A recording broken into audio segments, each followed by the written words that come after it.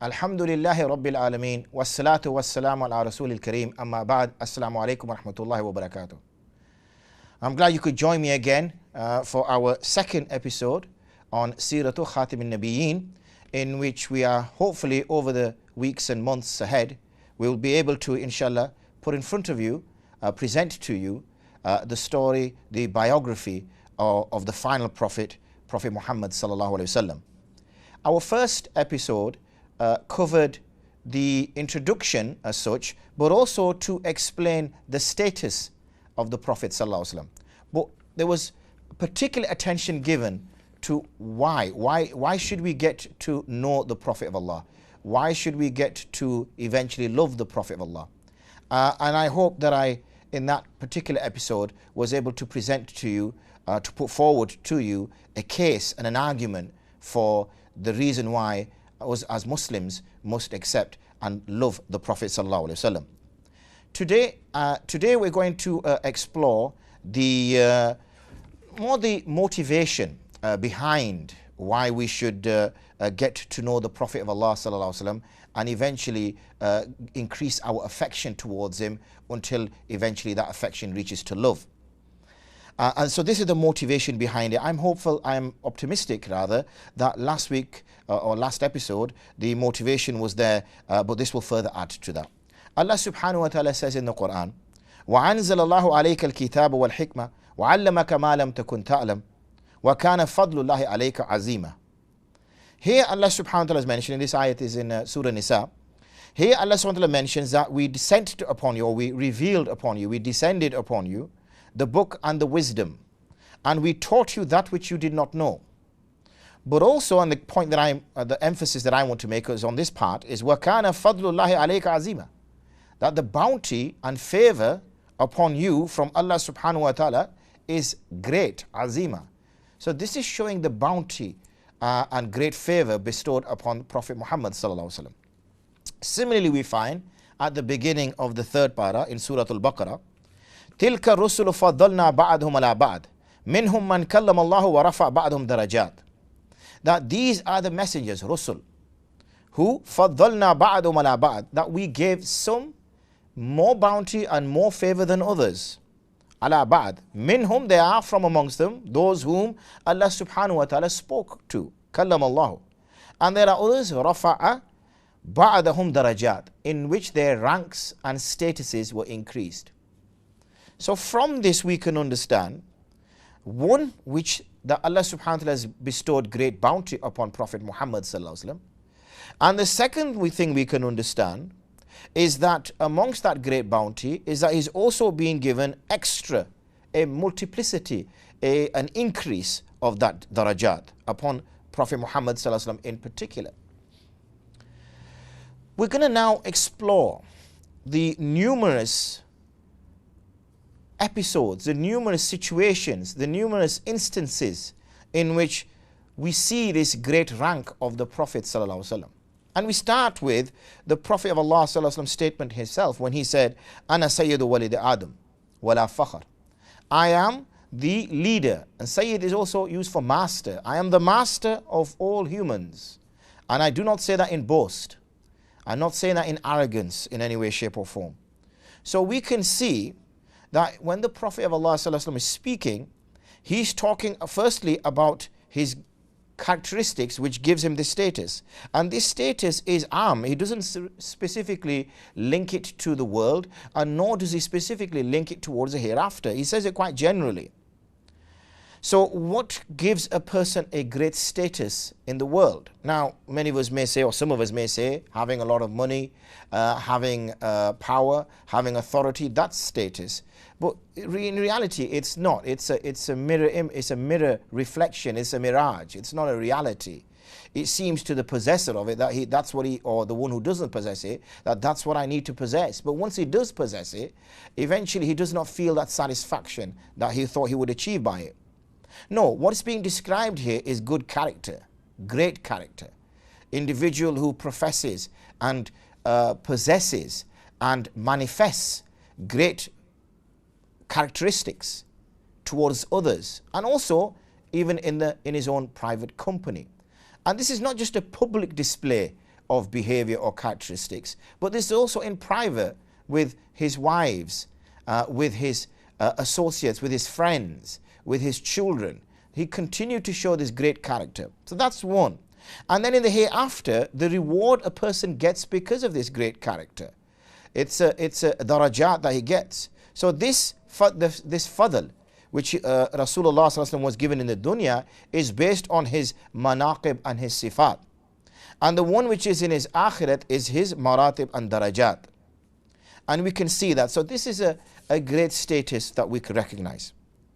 Another one which ties on to this one is Rasulullah sallallahu alaihi wasallam said, وَبِيَدِي لَوَاءُ الْحَمْدِ, I have within my hand, in my possession, the banner of praise on the day of judgment. And I have no arrogance, so I don't say that out of arrogance. Now, the banner itself, now when we refer to a banner, this is in days gone by, when people would go into war, what you'd find is the great honor would be bestowed upon one person to carry the banner, the flag, for the soldiers, for the army. We see a similar example now when the Olympics are taking place. And when the Olympics are taking place, one of the athletes will carry the flag of the nation that he's from, or she is from. And this is a great honor for that individual to be able to represent, but not only represent, to lead their country onto the particular stadium. Now, days gone by, as I said, this is what would happen in war. Rasulullah sallallahu alaihi wasallam is saying that on the day of resurrection, that I will be the only person who will possess this banner. That's not just over all other humans, but that's over all other anbiya as well. So it's a massive status and a massive rank. Furthermore, he mentions that Adam faman dunahu tahta liwa'u yawm al-qiyamah. Adam alayhi salatu wassalam and all those who come after and other than him or lesser than him will also be under my banner on this great day. Now, why was Adam alayhi salatu wassalam particularly picked out? Well, he is considered as Abul Hasan, the father of all humans. And if he's the father of all humans, then irrespective of the status of the child, the father is always given respect. So, for instance, even if one person is a great scholar, or he's a very pious person, or he's a very honorable person, he will always show respect towards his father. He will not disrespect his father. He will allow his father to go through the doorway first. He will allow his father to take his seat first. So this is showing respect towards one's elder. And that's to recognize the status of this individual. Now, you can't get a greater father than Adam alayhi salatu wasalam, because he is the father of fathers. He fathered every single human indirectly. But yet still the Prophet of Allah sallallahu alaihi wasallam is saying that I will carry this banner even above Adam alayhi salatu wasalam. The next point we can raise here is that he is the only prophet for whom Allah subhanahu wa ta'ala has غَفَرَ لَهُ مَا تَقَدَّمَ مِنْ ذَنْبِهِ وَمَا تَأَخَّرَ, that is forgiven for him any past errors and any future errors. Now, obviously our belief is that Anbiya are ma'soom, they are sinless. They don't commit sins, but they have errors of judgments, for instance, and we'll see some examples of them where they're considered as making mistakes. And these mistakes can happen. However, the Prophet ﷺ has been told by Allah subhanahu wa ta'ala that his past errors of judgment and also his future errors, those which haven't even taken place yet, have also been forgiven for him. We do not have any record of any other prophet being given that particular status. And in fact, we see this further played out on the day of judgment when people are rushing around looking for one Nabi or another Nabi in order to ask for intercession. And every Nabi is saying, Nafsi, Nafsi. So, for example, Adam alayhi salatu wasalam will say, look, I made a mistake. I made an error of judgment. I ate from the tree when I was told not to do so. Nuh alayhi salatu wasalam will say that I asked my Rabb with respect to when my son was drowning, when the floods came, and I asked him that, Ya Allah, you promised me that my family would be safe, and my son is from my family. So I questioned, or I asked Allah subhanahu wa ta'ala without necessarily having the knowledge or being putting that question appropriately. Ibrahim alayhi salatu wasalam, where he used kind of evasion tactics 3 times. Once when he was informed by his relatives and his people that there was a festival taking place, and he was invited across to this festival to celebrate with them, and he didn't want to go because it was a religious festival, a polytheistic religious festival, and this wouldn't have been appropriate for a Nabi. So he said, I'm ill. Second thing he said was when he was with his wife, and he came into a particular land in which the king was a tyrant, and the king would abuse married women before the husband would be with his wife. In order to protect his wife from that, he said, she is my sister, meaning she is my Muslim sister. And finally, when I've not necessarily given to you in chronological order. If I had given to you in chronological order, it would have been the ill. And then the third one that I'm going to mention to you now, which is the breaking of the idols, when he broke the idols and he hung the axe around the biggest of idols. He mentioned that the idol had or one way of reciting it is that the idol had broken it. So in all of these 3, he used evasion tactics in order to avoid aggression or oppression from a zalim. And Musa alayhi salatu wasalam, as a 4th example, is when his a Qibti, somebody from his tribe, was fighting with the Egyptians, and he came to protect his own tribal, his own member of his tribe, and he punched the other individual and killed him on the spot. So in all of these scenarios, all the Anbiya are saying nafsi, nafsi, nafsi, but when the Ummah and the people go to the Prophet ﷺ, he doesn't say nafsi, nafsi, nafsi. Why does he not say that? Because he's well aware that his errors of judgment have all been forgiven. Similarly, we find on the same situation, in the same setting, Rasulullah ﷺ said that he is the first of intercessors, and he's the first whose intercession will be accepted. So first, he has the status that he's the first of intercessors, because we know that other Anbiya will be able to intercede, angels will be able to intercede, scholars will be able to intercede, pious people will be able to intercede. So many individuals will have the opportunity to intercede, but Rasulullah ﷺ will be the first to intercede, and people will gain courage when they see the Prophet of Allah ﷺ interceding. But also, he's the first whose intercession is accepted, and we see that as well. We also see that the Prophet of Allah ﷺ said that every single Nabi was given a dua, and that dua was such that it would be guaranteed to be accepted. And most, if not all, of the Anbiya had made their dua whilst they were in the world. They did not hold back their dua. Rasulullah ﷺ chose to hold his dua back, and he chose to use it in the hereafter in order to be able to intercede on behalf of humans.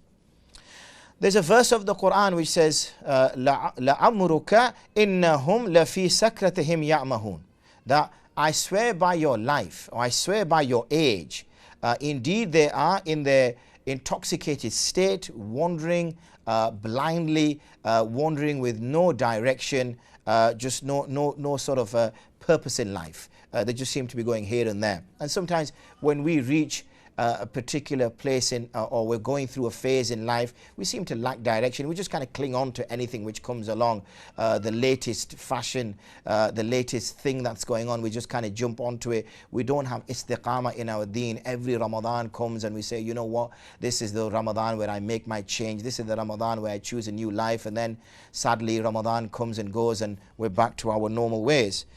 That's a side point. The point that I wanted to raise was that Allah subhanahu wa ta'ala does not take qasam, apart from taking qasam in huge personalities or huge items. For example, wal-shams, wal-qamar, wal-layl, wal-nahar. Many places Allah subhanahu wa ta'ala mentions walayalin ashr. Many places Allah subhanahu wa ta'ala mentions, and he takes qasam by the biggest of things, the biggest of personalities, those things held highly in religion, those things held highly by humans, which they look up to and admire. Allah SWT takes qasam with that. Here Allah SWT is taking qasam with the life, with the age of the Prophet ﷺ. So we're seeing the extra motivation, if we needed any, to why we should pursue getting to know this man, why we should pursue to familiarize ourselves with this man, why we should pursue to stay and continue throughout the whole series of this Sira to Khatam Nabiyyin, and also read alongside a text as well, so that we continue to be fully aware of this and share with family and friends, because it's important that when we find a good thing that we tell others about it. Furthermore, we find that when Allah subhanahu wa ta'ala addressed the other Anbiya, He addressed them by their name. He did not address them by a title. For instance, we see Ya Adam uskun, Ya Isa ibn Maryam uskun ni'mati alayk, Ya Musa inni ana Allah, Ya Nuh ihbit bisalam, Ya Dawood inna ja'alnaka khalifa fil ard, Ya Ibrahim qad saddaqta ru'ya, Ya Lut inna rusulu rabbik, Ya Zakaria inna nubashiruka, Ya Yahya khuzul kitab. Everywhere we see the names of the Anbiya are being taken. What about how Allah subhanahu wa ta'ala addresses the Prophet sallallahu alaihi wasallam? He says, Ya ayyuhan nabi, Ya ayyuhan rusul. Now you can notice that the title is used. This is very similar that when we address our elders, we might say Abaji or Amaji or Abuji or Amu, whichever phrase, whichever language we use. And when we address a learned person, a scholar, we'll say Mufti Sahab or Maulana Sahab or Sheikh Sahab or Hazrat or words to that effect. We don't use his name. Likewise, children won't use the father's name. They will always use his title. And the reason for that is because when you address somebody senior to you, it is khilaf of adab to use their name. Similarly, when we address our uncle or auntie or grandfather or grandmother, we'll always use their titles rather than use their names. We deem it inappropriate to use their first names. In fact, we find it quite weird when somebody asks us our father's name or mother's name and we have to repeat it in public. So why is Allah subhanahu wa ta'ala addressing the Prophet sallallahu alaihi wasallam by his title? Why isn't he addressing him by his name? Because without any shadow of doubt, Allah subhanahu wa ta'ala is superior. He is Akbar. He is greater than everything. He is above anything. Words cannot describe his status. Words cannot describe the status of humans in relation to him. Words, I would need a full series really to describe the status of Allah subhanahu wa ta'ala and how humans are in relation to him. It's a no contest. I couldn't even start the discussion, to be honest. So it just begs the question why Allah subhanahu wa ta'ala is using a title to address the Prophet sallallahu alaihi wasallam. I guess by now you're beginning to understand the status of the Prophet of Allah sallallahu alaihi wasallam, his high maqam, and this is how Allah subhanahu wa ta'ala is sort of educating the masses of how he should be addressed. So for instance, even when a greater scholar or even a teacher is introducing his student to somebody, he won't use his student's name. He won't say, oh, this is Amjad, by the way, or this is such and such, by the way. He will add a title to him. Why? Because he wants to, for the people around, them to respect this person. And they may misunderstand by the teacher addressing this person on a first name basis, or the way the teacher might address him. Those around him might think, oh, well, this person is of a low status. This person can be addressed by his first name. He doesn't mind. And it's misunderstood. So in order not to, another example is the way a husband might speak to his wife and the way a wife might speak to her husband. They won't address each other in the same way in front of their children. Why? Because they don't want to put into the mind of the children or into the hearts of the children that, like I have, as we say, kolagap, like I have open chat, like I can talk freely in front of your mother, and like your mother can talk freely to me. In your case, obviously that's not the point. And that's another point I want to sort of further elaborate on, is that when we tell our children, we don't say, go call, my wife. We don't say, go call and we use her name. We'll always say, go call your mother. Why do we say that? Because they're children and they need to understand the status of their mother. And also it is adab to address this person through their relationship with them, not through the individual's relationship. So this further expounds and details this position, why Allah subhanahu wa ta'ala addresses the Prophet sallallahu alaihi wasallam by saying Ya ayyuhan nabi and Ya ayyuhan rasul, without necessarily addressing him by Ya Muhammad. Whereas all the other Anbiya, he feels free to address them in that way. So we can see why is this? Because obviously we've already seen in one of the few points that I made at the beginning of today's episode that he is Sayyid, he is the master, he is the leader, Sayyidul Anbiya. He's being given this high status and high maqam, not just in the hereafter, but also in the world, because he was addressed in the world. So this is a very high status that he possesses, and he obviously is being addressed by Allah subhanahu wa ta'ala in this way. Miracles. We have many stories of miracles, about certain miracles which Isa alayhi salatu wasalam performed, certain miracles which Musa alayhi salatu wasalam performed, Ibrahim alayhi salatu wasalam, Dawood alayhi salatu wasalam, and to be honest, I could list them, Yaqub alayhi salatu wasalam, Sulaiman alayhi salatu wasalam. I could list all the Anbiya, and not a single Nabi has gone past that did not perform miracles. And their miracles they performed in front of their people were for a purpose, and that purpose was obviously to draw them towards Islam. To draw them, and I say Islam because every religion was Islam, which was a monotheistic faith, the belief in one God and the belief in those messages and what message they brought with them. It's only humans afterwards turned them into various isms and turned them into different religions and gave them their own definitions, and this is what obviously changed. But these miracles which they performed, what miracle did the Prophet of Allah ﷺ perform? Well, the Prophet of Allah ﷺ performed many miracles. We see, for instance, a cup full of water, where the Prophet ﷺ would take a water of this quantity, which would be poured into his blessed hands, and as he would open his fingers, the water would run through his fingers, and it would fall through his fingers, and many men would come and perform, many of his Sahaba would perform wudu with that water. Similarly, when they would complain of lack of food because they were traveling, the Prophet of Allah ﷺ would say, right, everybody bring their food together. They would pile their food together on a leather mat. Rasulullah ﷺ would make dua, and then the people would eat and eat and eat, and they would get to their fill. Similarly, we know at the time when the Prophet of Allah ﷺ was digging the Khandaq, and Sahabi realized that Prophet of Allah was looking hungry, so he went to his wife, he made some food, and he whispered, because there was only enough food for 5-6 people. He crept up to the Prophet of Allah, whispered in his ear and said, Ya Rasulullah, bring a few people, there's some food for you. Rasulullah made it Amelan. Obviously the Sahabi was somewhat frightened, but he knew there was wisdom in this. Rasulullah went forward, he said, tell your wife not to take the bread out of the oven and not to take the pot off the stove. Rasulullah took some of his blessed saliva, placed it inside the pot and on the bread, and then he said, right, don't take any out. All you do is just keep taking the bread out, tearing it out from what's cooking inside the oven and taking out what's cooking inside the stove, but don't lift them off.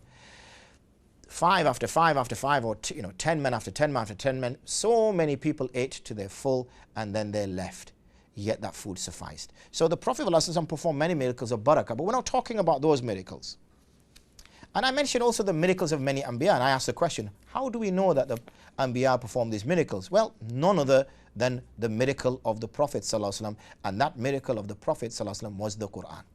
So his miracle overshadows all the miracles of all the other Anbiya. Why? Because again of his great status, his great stature, the position he's been given by Allah subhanahu wa ta'ala. And with this miracle has lasted for 1400 years. Over 1400 years. Now, whereas, for example, when Isa ﷺ brought the dead to life, when Isa ﷺ cured the leper, when Isa ﷺ cured the blind, then the only people who accepted Islam were those people who were around him, and also those who news reached that this is what Isa ﷺ did. So you're talking maybe, a small number of people that believed due to the miracle. We're not talking about people who bring belief on Christianity. I'm talking about bringing belief based upon the miracle. Whereas the Prophet ﷺ's miracle exists every day and has done and will exist till the end of time. And I mentioned to you, how do we know about these other miracles? Well, we only know about those other miracles because we find them in the Quran. So we find out Musa alayhi's staff and how it miraculously swallowed up the serpents and the snakes that were put together by the magicians. We only find out about the miracle of Isa alayhi because it's mentioned in the Quran. how he took some mud and shaped it into the form of a bird and then blew onto it bi'idhnillah, and as it flew off, it became a bird until it was out of sight and collapsed. We know of the miracle of Ibrahim alayhi salatu wasalam when he took four different types of birds, were told to remove their heads and cut their meat up, and he kept the heads separate, mixed all the meat up, put it on four separate hills, stood in the middle with the heads in his hand, and basically the meat flew up above each hilltop, sort of whizzed across until each bird was perfectly formed, and then they flew headless and took their heads out of the hand of Ibrahim alayhi salatu wasalam. So we know of all these miracles because of the Quran. So the Prophet of Allah sallallahu alaihi wasallam's miracle far extends the miracles of all the other Anbiya and exists to this day. So next point, whilst we carry on with these reasons, this excellence of the Prophet of Allah sallallahu alaihi wasallam, is about the actions which occurred even before he accepted, rather even before his prophethood was declared to the people. But to find out about that, and to find out about the many other reasons why the great nature of the Prophet ﷺ needs to be understood, and why we need to take studying the Sira of the Prophet ﷺ serious rather than series, is to join me next week or next episode, inshallah, where we will further carry on and explain the great status of the Prophet of Allah sallallahu alaihi wasallam. I hope you can join me again. Wa akhiru da'wana and alhamdulillahi rabbil alameen. Assalamu alaikum wa rahmatullahi wa barakatuh.